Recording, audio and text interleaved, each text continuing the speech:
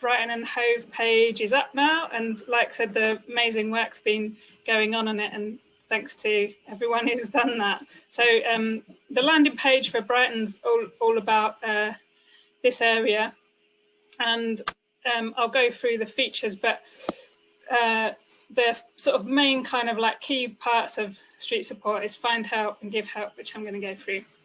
And that's like every location has the same, like has that functionality. So that's like the same for everyone.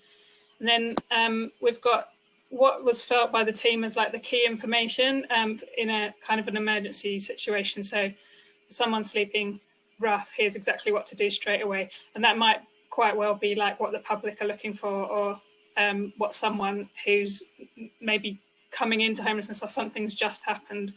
This is like, we want to make sure they get the right information first without looking around the site. And I'll show you what's in there in a sec. Yeah, and so I think this is worth a little celebration. So this bit of the site is just a quick way into all this, one of the quick ways into all the services. And like as you can see here, there's already loads of services that have been listed. I'm just going to move this little screen thing out of the way.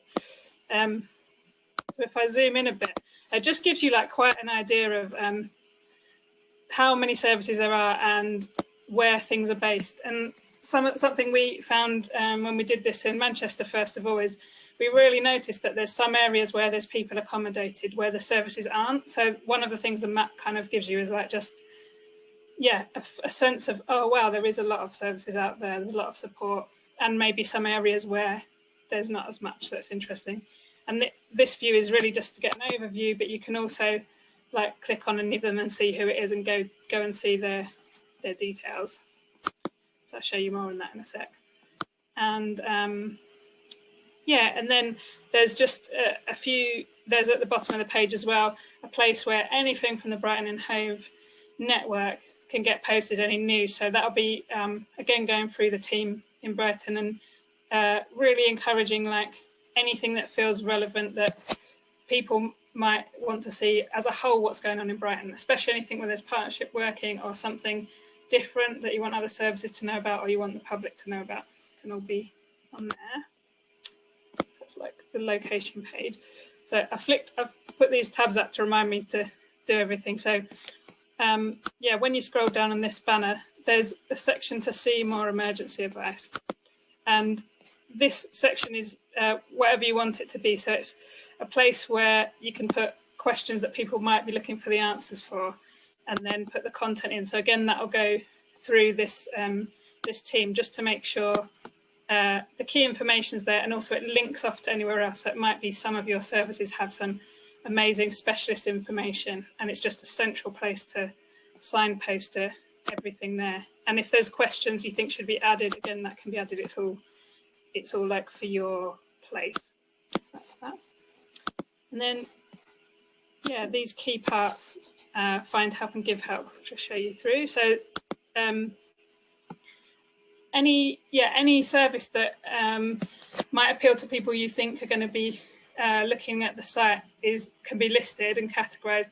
And the ones we've found so far amongst the like 20 or so locations we've got kind of here. So there's sort of advice and support services, accommodation, which you may or may not use. It's more like if there's something that people can get into without going through the sort of homelessness assessment route. And I don't know in your area if that's relevant. And then drop-in centres, where you can get financial help, meals, where people can get personal items, sort of things like showers, washing and health services, food banks, and through to like where to get online training, employment and activities. So that's like the key. So I'll just show you a few of those, but lots has been added already in those. So here's an example, which is the meals one.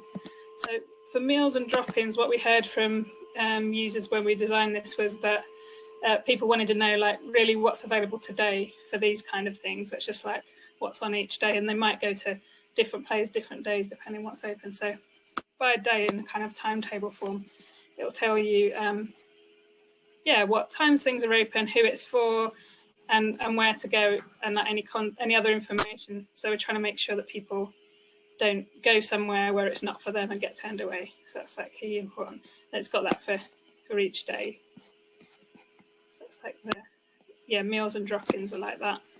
And then for health services, we heard from people that for this, it's not so much important like the day, but it's more like what you need. So these have kind of got more of a filter type idea. So if you want to find a dentist like that's available, so it's that kind of thing, or a GP that's particularly set up for homeless people that are experiencing homelessness. And there's a number of things. And if any extra, again, subcategories need to get added, they can. So that's that. And there's lots more. That's the basic setup. And on all of them, you can sort of see them in this list or as a timetable, and you can see them as a map if it's more important to you, like exactly which one's nearest me. And you can change this postcode up here and how far you're willing to travel. For some reason that map's taking a while to load, but yeah, so it kind of, you can see it in that sort of view as well. So yeah, and sometimes people are, like we can go back to this in the Q&A, but sometimes the service is really useful for maybe people who are like maybe volunteers or staff or health workers or the members of the public or people that have access to either a device or the internet. And some of the services in other areas have this resource on there, like screens in their day centres and things like that. But also it might be that you're wanting to let someone know what's available who doesn't have a device, so you could print out the information to give it to them for like a particular need. Okay, so yeah, the other main section of the site is Give Help, and the main thing for this is that any organisation can list what they're currently needing. So it might be you need some volunteers, maybe with specific skills, might be you need you're raising money for something particular, or it might be you need certain items, you're running short on certain items. And the reason we came up with this is we heard a lot from the areas we were working in initially that people often have something to give and they know they really care about homelessness, but at the moment they'd have to kind of do quite a lot of research to work out what are the good organisations and who needs what, and then which one can I go to. So we're just trying to like make that quicker for people to understand. So it kind of appears like this. So any organisation can add something, and then it kind of enables them to just see what's been listed lately and see what might match them. So I imagine, for example, if your centre's running out of a particular kind of item, or we use this quite a lot in COVID right at the beginning when people were needing certain items. So I think it maybe remains to be seen for which area, whether this part is useful or it's more the find help part, but it's there if it's useful. So last thing I'm gonna, two more things just to show you before I do questions. So all of that information is in a really sort of structured data kind of way, so that we can search it in different ways and we can analyze it and we can show it in different ways, and we can show the same information on the app and everything.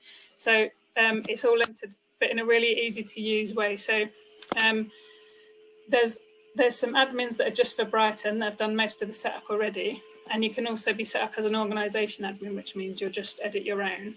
So you'll see more now than you need to worry about, because I can see everything when I log in.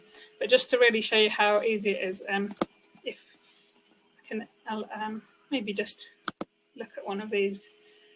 So an organisation can have their own, can edit their own information, which is really useful because maybe your services might change day, or you might add a service, or you might change who a client group is for. And it's super important that as much as possible we keep this up to date, because the whole kind of benefit of having it all in one place and rather than a paper thing is that it can stay up to date. And we know services are changing all the time, and we know the impact of people going somewhere and then finding out it's shut or it's not for them. So it's really important as a network, as much as we can, to keep this up to date.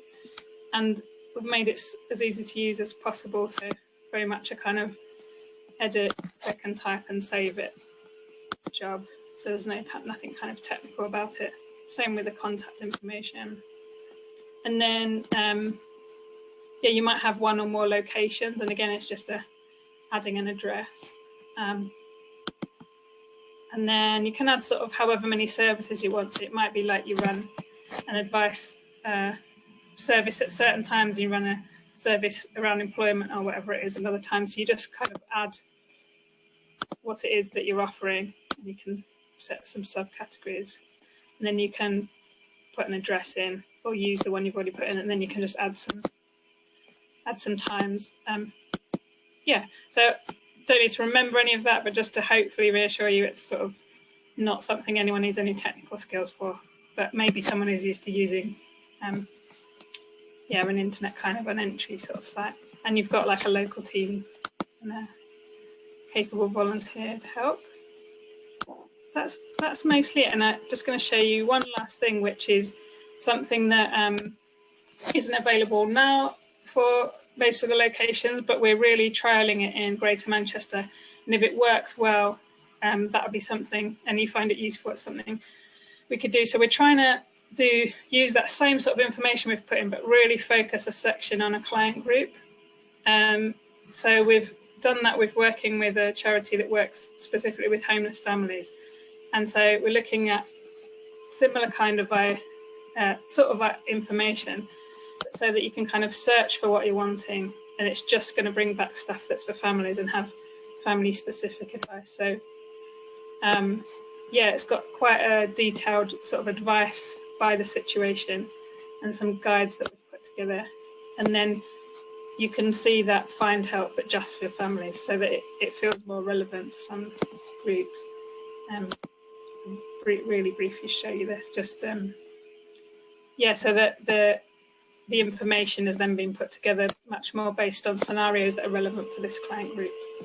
And this is all still being built and being trialed, so we'll keep you posted how that goes. It's very much advice and then frequently asked questions for this thing, and then links onto services. So the idea is, if that works well, it's something we could look at doing something similar for maybe people with no recourse to public funds, or for young people, or for women. So that's kind of where we're going in the future.